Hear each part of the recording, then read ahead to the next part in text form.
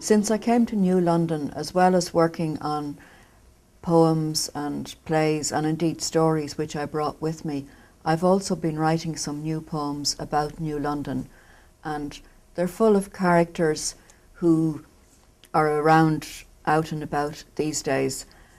People whose portraits I saw in the Lyman Allen Gallery,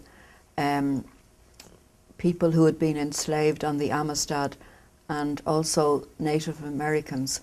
So it's quite a gathering of people. And I'm also reminded all the time of Dunkatee, again, where I used to spend my summers as a child. There used to be the Pierrots there on the pier.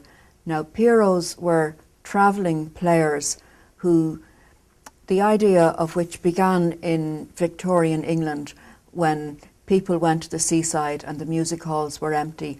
The performers followed them out and performed them on the pier, very often in a big pavilion, more often than not in a small hut.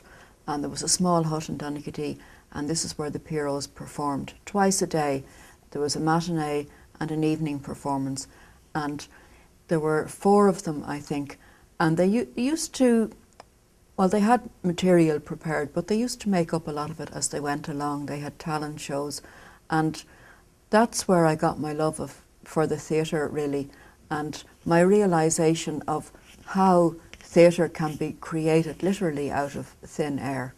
And this is what I feel in a sense about this book. Although this book is about characters and real people, they're almost like characters in a play. And interestingly enough, Alex Williams, the artist, other artist who's here with me, he has painted a very interesting painting of a scene from New London with a cast of characters standing in front of a house as though they're about to take a bow. I'll now read. This is very much a work in progress and very raw, and it's just a poem, or a bit of a poem, that has no title so far.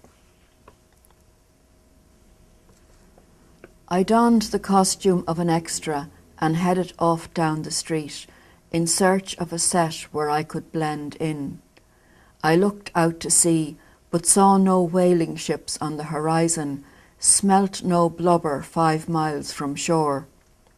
The pier where the Amistad docked stood firm, the aftermath of what it had achieved thudding against the rocks.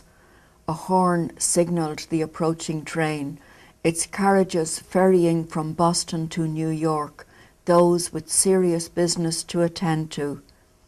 The others disembarked, their faces bewildered beneath the sun, as they searched for someone to welcome them, someone correctly attired for the set to which they belonged.